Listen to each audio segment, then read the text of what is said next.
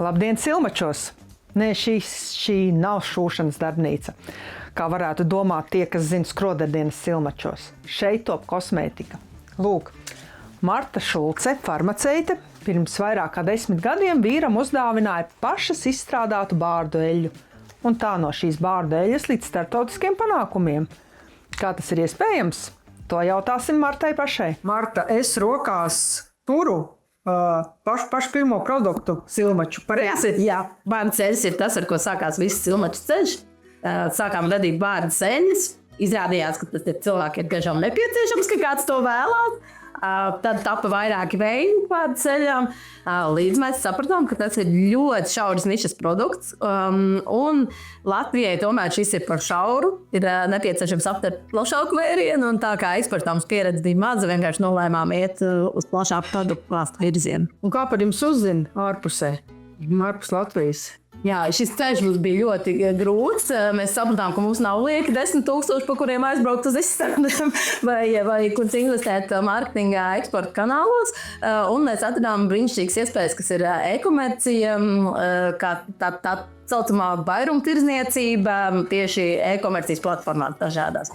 Un atradām tādas vairākas, un caur tām arī patiesībā mūs atrod tieši tādi paši neliela ģimenes uzņēmumi kā mēs, kas ir gan dažādas jogas studijas, gan konceptu veikali, dizaina veikali, dāvanu veikali, šie zero waste beziepakojumu veikali. Un jā, tad tādā veidā mēs arī satiekamies un noteikti šie darījumi. Jā. Un ja nebūtu šāda atbalsta fonda, nebūtu kohēzijas fonds, ko jūs nebūtu izdarījuši? Mēs visu pirms nebūtu ieguvuši daudz zināšanas par to, kā jādara lietas, jo es pēc izglītības neesmu uzņēmējs vai biznesmenis, es esmu farmaceite. Es zinu vispār ap zālēm un zāļu formām, bet ne tik daudz par uzņēmējdarbību. Un man tas viss lauciņš vispār bija jauns. Kā veikt grāmatvedību, kā visus dokumentus sarast kārtībā, kā šo visu darīt. Un tur man ļoti palīdzēja šis te atbalsts. Noteikti arī līdzfinansējums sākumā vispār uzražot kaut ko. Mēs spējām saņemt izēvielām atbalstu, kas bija to laiku šķiet kaut kāds 60%. Kas ir daudz. Līdz ar to jā, mums sanāca saražot vairāk, pārdot labāku cenu. Noteikti arī jā, šī redzamība. Vēl viens liels ieguvums ir arī sadarbība ar dizaineriem. Mēs tieši inkubātoru laikā satikām dizaineru studiju Sketip, kur mums izveidojam dizainu mūsu produktiem, kas ir, ko mūs nebeidz slavīt. Viņš šai baltai dienai, kaut gan tas jau bija 5 gadus atpakaļ. Tā kā jā, es teiktu, visi lielākie ieguvumi tiešām ir bijuši tie, ko mēs esam saņēmuši šādā formātā. Un jūs jau zinat to, ko varbūt tāds, kas ir pašā ceļa sākumā nezina. Un, ja būtu jādod padomus kādai citai Martai, kam ir ideja, tas jau nenojauc. Jā. Visu pirms, to jau droši vien daudz, kur saka, bet tas ir pierādījies arī dzīvē. Better done than perfect, vai vienkārši ņem un dari, nevis slīpē līdz perfektumam, jo patiesībā mēs nekad nezinām, kā šī mūsu ideja var attīstīties, uz kuru virzienu mēs varbūt sākam domāt, tā mēs domājam, mēs būsim bārdu ceļu, vīriešu bārdu kopšanas līdzekļu ražotāji, un iesim tikai šajā teorijā, nišā beigās izrādās, ka tas ir vispār tas mazākais gabaliņš no tā, kas mēs esam, un mēs ražojam šos beziepakojumu videi draudzīgo kosmētiku ikdienas lietošanai, kas ir gan vīriešiem, gan sievietēm.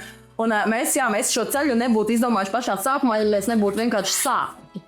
Un tas ir, man šķiet, pats svarīgākais, galvenais sāk kaut ko darīt, to ideju, kā teikt, nemarinēt līdz perfekcijai, jo tā nekad nebūs perfekta, un ja tā būtu perfekta, tad varbūt tu jau būs nogulējis savu iespēju, un konkurenti jau būs uzradušies.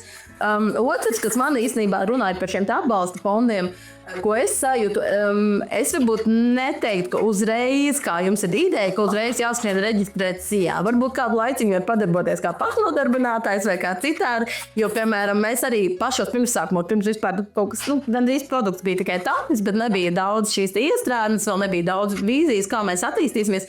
Es izveidoju SIA, un jāsaka, mēs šobrīd skatāmies jau vecs uzņēmums, vairāk kā 10 gadi, bet reāli mēs tā aktīvi dienu dienā veltam savu laiku šim kādus pēdējos 5 gadus, un līdz ar to mēs daudz ko jau vairs visādas atbalsta iespējas konkursi, kas ir tie jau, pēc 5 gadu uzņēmumi mēs vairs nekupējamies, jā. Tas jau būtu mazliet nogaidīt ar to, bet arī, protams, visos gadījumos tas ir individuāli jāskatāt, jā. Vai Silmaču produkcija tiek vārīta Silmačos? Jā.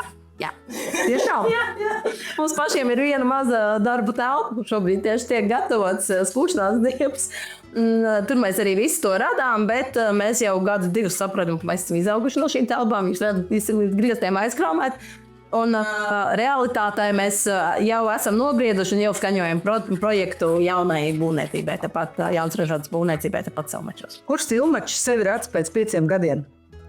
Noteikti pirmais būtu šajās jaunajās telpās, plašāka komanda, jo mēs arī šobrīd jūtam, ka ikdienā, protams, būtu jauki, ja mēs būtu lielāka komanda, būtu vieglāk izdarīt vairāk lietas, bet no otras puses mēs esam šobrīd ierobežoti šajā mazajā telpā un tad vēlamies lielāku ražojumu, mēs spējam piedāvāt vairāk jaunus produktus, jo idejas ir daudz, bet, lai to visu realizētu, nepieciešams vairāk darba rokas. Mēs šogad arī palaidīsim vismaz 2 jaunus produktus. Cerība jau, ka mazliet vairāk, bet reāli gadā sanāk 1-2 produkti, jo ko nozīmē jaunu produktu palaišana kosmētikā? Tātad tā ir visa šī izpēta, pētniecība. Tu izdomā, kāda veida produktu, tātad tirgus izpēta, pēc tam skatāmies savas iespējas, skatāmies, kā mēs šādu produktu vispār iepakosim, jo mēs savā ziņā mums ir šī vērtība, šis vidē draudzīgais iepakojums, mēs nevēlamies izmantot plasmasu pēc iespējas. Tātad mēs nevaram ražot šķidros krēmus, losjonus, micelāros ūdeņus, tas jau mūs ļoti ierobežo, bet no otras puses tas iedod arī mūsu klientam skaidrību par to, kas mēs esam. Mēs ražojam produktus, kas ir vidē draudzīgos iepakojumos. Piemēram, šīs te dezodorants, ko jūs tagad apskatījāt, tas ir mājās kompostējumā iepakojumā. Jūs izlozojat produktu, un pēc tam te ir tas logo, kas apstiprina, ka šis iepakojums ir pēc tam pēc izlietošanas ieliekams vienkārši mājas kompostā, un viņš sadalās. Tātad vidē draudzīgs. Mēs zinām, parasti dezodoranti plasmasā, ko jūs darat, jūs viņu vai nu izmetat sadzīves atkritumos, labākajā gadījumā iešķirojat pie pārstrādājumās plasmasas, bet realitātē, no tiem pasaules pētījumiem, labi, ja 9% plasmasa tiešām tiek pārstrādāta no visas pasaules apjoma, jo vai nu nav kapacitātes pārstrādes iekārtām, vai nu nepareizi sašķirots, ja. Jo lielākoties jau mazus nezināmus zīmolus, kā mēs, Latvijā varbūt mūs zina, bet ārpus mums pārāk nezina, protams. Un tad mēs parasti nosūtām savu pieteikumu, aizsūtām produktu, piemēram, kā mēs dabūjām sejas mitrinātājiem ar SPF šo te balvu, tas būs tas rozā.